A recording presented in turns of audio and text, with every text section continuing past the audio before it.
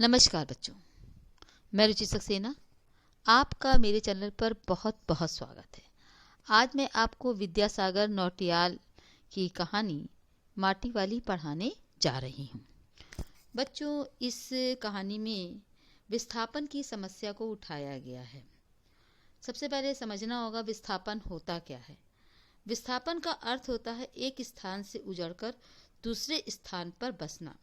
ये एक बहुत बड़ी समस्या है। विस्थापन से जीवन पूरी तरह से तहस नहस हो जाता है। कुछ भी निश्चित नहीं रहता है, सब कुछ अनिश्चित हो जाता है।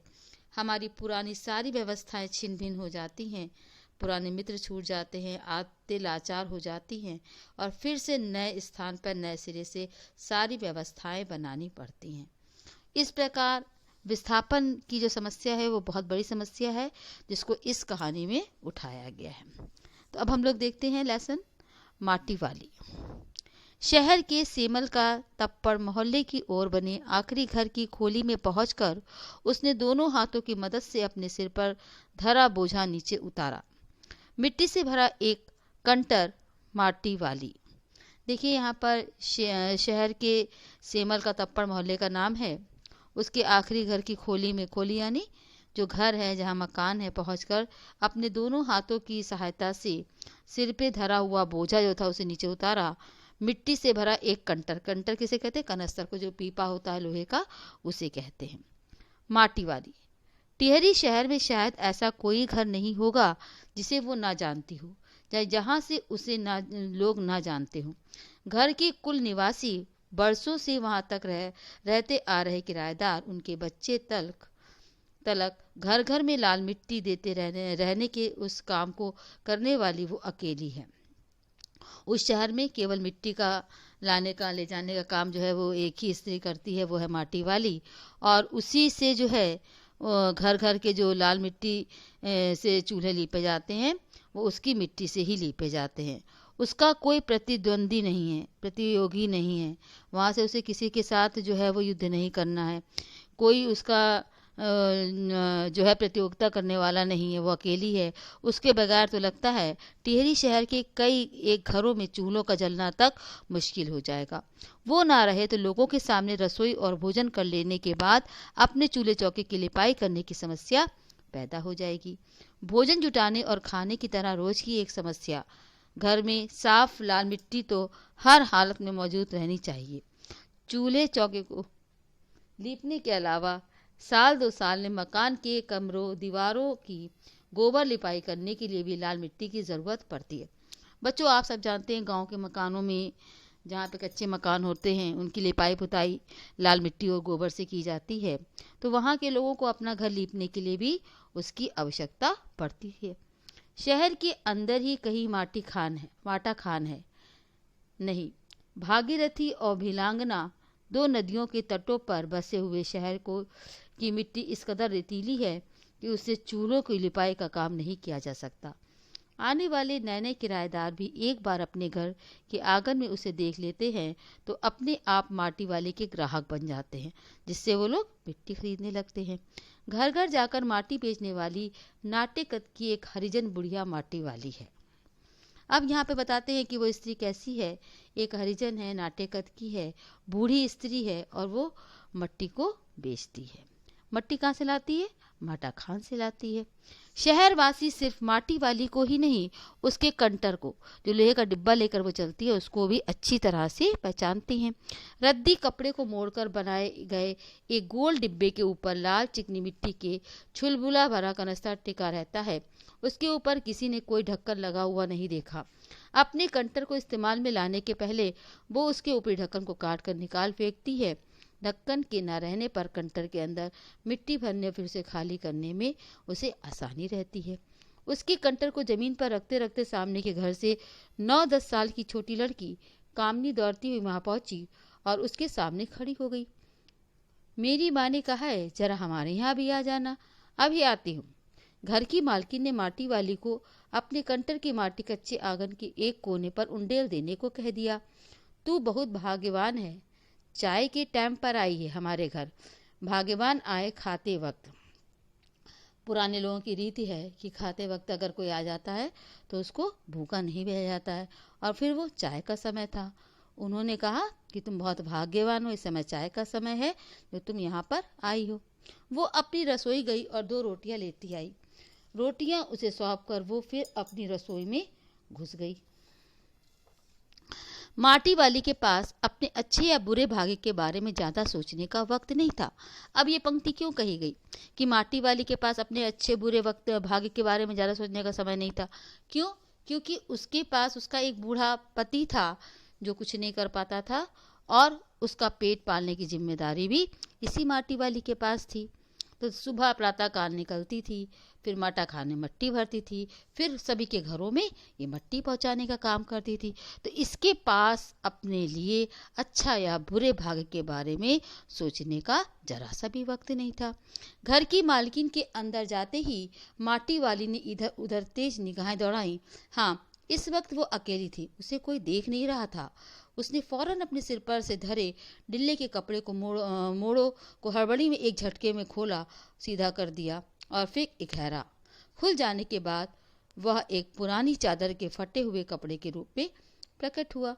मालकिन के बाहर आंगन में निकलने से पहले उसने चुपके से अपने हाथ में थामी 2 रोटियों में से एक रोटी को मोड़ा और उसे कपड़े पर लपेटकर गांठ बांध दी। साथ ही अपना मुंह यूं चलाकर खाने का दिखावा करने लगी। घर की मालकिन पीतल के एक गिलास में चाय लेकर लौटी। उसने वह गिलास बुढ़िया के पास जमीन पर रख दिया। इतनी देर में उस माटी वाली ने क्या किया, 2 रोटियों में से एक रोटी तो अपने सामने रखी और एक रोटी को उसने अपने कपड़े में छिपा कर रख लिया। ले, सादा बासी सा कुछ है नहीं, अभी इसी चाय के साथ निगल जा इस रोटी को। माटी वाली ने खुले कपड़े के एक छोर से पूरी गोलाई में पकड़कर पीतल का वो गर्म गिलास हाथ में उठा लिया। अपने ओठों से गिलास के किनारे को छुआने से पहले शुरू में उसने उसके अंदर रखी गर्म चाय को ठंडा करने के लिए सूसू करके उस पर लंबी लंबी फूंकें मारी। ठंडा करने के लिए हम लोग फूंक मारते हैं ना, उसी तरह से उसने लंबी लंबी फूंक मारी। तब रोटी के टुकड़ों को चबाते हुए धीरे धीरे चाय सुड़कने लगी, यानी पीने लगी। चाय तो बहुत अच्छा साग हो जाती है ठकुराइन जी। भूख तो अपने में एक साग होती है। बुढ़िया, भूख मीठी की भोजन मीठा। अब देखिए यहाँ पर ये लाइन क्यों कही गई है कि भूख मीठी की भोजन मीठा, कि जब व्यक्ति भूखा होता है और उसके सामने रूखा सूखा कुछ भी रख दिया जाता है तो वो उसको मीठा और स्वादिष्ट लगने लगता है। तुम अभी तक पीतल के गिलास संभाल कर रखे हैं, तुमने अभी तक पीतल के गिलास संभाल कर रखे हैं। पूरे बाजार में और किसी घर में अब नहीं मिल सकते ये गिलास। इनके खरीदार कई बार हमारे घर के चक्कर काट कर लौट गए। ये बात मालकिन ने माटी वाली से कही। कहा, पुरखों की गाढ़ी कमाई से हासिल की गई चीजों को हराम के भाव बेचने में मेरा दिल गवाही नहीं देता। हमें क्या मालूम, कैसी तंगी के दिनों में अपनी जीभ पर कोई स्वादिष्ट चटपटी चीज रखने के बजाय मन महसूस कर 2-2 पैसे जमा करते रहने के बाद खरीदी होगी। उन्होंने तमाम चीजें जिनकी हमारे लोगों को नजरों में अब कोई कीमत नहीं रह गई है। बाजार में जाकर पीतल का भाव पूछो, जरा दाम सुनकर दिमाग चकराने लगता है। और ये व्यापारी हमारे घरों में हराम के भाव इकट्ठा कर ले जाते हैं। तमाम बर्तन भांडे, कांसे के बर्तन भी गायब हो गए हैं सब घरों से। मालकिन ने उसको समझाते हुए कहा कि जो पूर्वज हैं उन्होंने बड़ी कठिनाई से पेट काट काट कर हमारे लिए जो है इस पीतल के बर्तनों को एकत्रित किया है, और मेरा मन इनको ऐसे ही बेकार के लोगों को, व्यापारियों को कम दाम में देने का मन नहीं करता। इतनी लंबी बात नहीं सोचते बाकी लोग। अब जिस घर में जाओ वहां या तो स्टील के भांडे माने बर्तन दिखाई देते हैं, या फिर कांच और चीनी मिट्टी के। अपनी चीज का मोह बहुत बुरा होता है। मैं तो सोचकर पागल हो जाती हूँ, अब इस उम्र में इस शहर को छोड़कर हम जाएंगे कहाँ। ठकुराइन जी जो जमीन जायदादों के मालिक हैं वे तो कहीं ना कहीं ठिकाने पर जाएंगे, पर मैं सोचती हूँ मेरा क्या होगा, मेरी तरफ देखने वाला तो कोई भी नहीं। चाय खत्म कर माटी वाली ने एक हाथ में अपना कपड़ा उठाया, दूसरे में खाली कंटर और खोली से बाहर निकलकर सामने के घर में चली गई। उस घर में भी कल हर हालत में मिट्टी ले आना के आदेश के साथ उसे 2 रोटियां मिल गईं। उन्हें भी उसने अपने कपड़े में के एक दूसरे छोर में बांध लिया। छोर माने किनारे में। लोग जाने तो जाने कि वह रोटियां उसके बुढ़े के लिए ले जा रही है। उसके घर पहुंचने की आशक्त बूढ़ा कातर नजरों से उसकी ओर देखने लगता है। कातर माने बड़ी ही एक आशा लगा कर के ललचाई नज़रों से देखता है। वो घर में रसोई बनाने का इंतज़ार करने लगता है। आज वो घर पहुंचते ही तीनों रोटियां अपने बुड्ढे के हवाले कर देगी और रोटियों को देखते ही चेहरा खिल उठेगा बुड्ढे का। अब वो सोचे, जब उसके पास रोटियां एकत्रित हो गईं तो उसने विचार किया कि मेरा बुड्ढा बड़ा लंबे इंतजार कर रहा होगा, मैं पहुंचूंगी, चौका लगाऊंगी, उसकी रोटी बनाऊंगी, लेकिन आज मुझे रोटी बनाने की आवश्यकता नहीं पड़ेगी, मेरे पास रोटियां हैं। जिसको देखते ही उसका चेहरा खिल उठेगा। साथ में ऐसा भी बोल दूंगी, साग तो कुछ है नहीं अभी, और तब उसे जवाब सुनाई देगा, भूख मीठी की भोजन मीठा, यानी कि जो कुछ है तेरे पास वही मेरे लिए सबसे ज़्यादा स्वादिष्ट है। उसका गांव शहर से इतना कम पास भी नहीं है, कितनी ही तेज चलो फिर भी घर पहुंचने में 1 घंटा तो लग ही जाता है। रोज सुबह निकल जाती है वो अपने घर से पूरा दिन माटा खाने, मिट्टी खोदने, फिर विभिन्न स्थानों में फैले घरों तक उसे ढोने में बीत गया जाता है। घर पहुंचने से पहले रात घिरने लगती है। उसके पास अपना कोई खेत तो है नहीं, जमीन का एक भी टुकड़ा नहीं।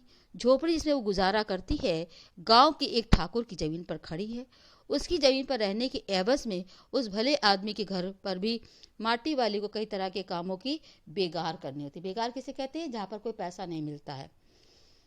नहीं, आज वह एक गठरी में बदल गए अपने बुड्ढे को कोरी रोटियां नहीं देगी। अब ये सब वो विचार करती हुई जा रही है। माटी बेचने से हुई आमदनी से उसने 1 पाव प्याज खरीद लिया। प्याज को कूटकर वो जल्दी जल्दी तल देगी। बुड्ढे को पहले रोटियां दिखाएगी ही नहीं, सब्जी तैयार होते ही परोस देगी। उसके सामने 2 रोटियां। अब वो 2 रोटियां भी नहीं खा सकता, एक ही रोटी खा पाएगा। यह हद से डेढ़, अब उसे ज़्यादा नहीं बचता। बाकी बची 1.5 रोटियों से माटी वाली अपना काम चला लेगी। 1 रोटी तो उसके पेट से पहले ही जमा हो चुकी है। मन ही मन में सब सोचती, हिसाब लगाते हुए अपने घर पहुंच गई। उसके बुड्ढे को अब रोटी की कोई ज़रूरत नहीं रह गई थी। माटी वाली के पाँव की आहट सुनकर हमेशा की तरह आज वो चौंका नहीं। उसने अपनी नजरें उसकी ओर नहीं घुमाई। घबराई हुई माटी वाली ने उसे छूकर देखा। वो अपनी माटी को छोड़कर जा चुका था, यानी उसकी मृत्यु हो चुकी थी। अब तो माटी वाली के होश उड़ गए। टिहरी बांध पुनर्वास की साहब ने उससे पूछा कि वो रहती कहाँ है। तुम तहसील में अपने घर का प्रमाण पत्र ले आना। मेरी जिंदगी तो इस शहर के तमाम घरों में माटी देते गुजर गई साहब। माटी कहाँ से लाती हूँ? माटा खान से लाती हूँ माटी। वो माटा खान चढ़ी तेरे नाम? अगर है तो हम तेरा नाम लिख देते हैं। माटा खान तो मेरी रोजी है साहब। बुढ़िया, हमें जमीन का कागज चाहिए, रोजी का नहीं। देखिए अब यहाँ पे विस्थापन की कितनी बड़ी समस्या है कि यहाँ पर जो है वो माटा खान में बांध बनने जा रहा है और उसके लिए उसकी ज़मीन की आवश्यकता है, और उसका साहब जो उसको बना रहा होता है वो उससे तमाम कागज़ों के बारे में तहकीकात करता है, जानकारी प्राप्त करता है, लेकिन उसके पास कोई प्रमाण पत्र नहीं होता है। बांध बनने के बाद मैं क्या खाऊंगी साहब? वो उससे पूछती है। इस बात का फैसला हम नहीं कर सकते, वो बात तो तुम्हें खुद ही तय करनी पड़ेगी। टिहरी बांध की 2 सुरंगों को बंद कर दिया गया है।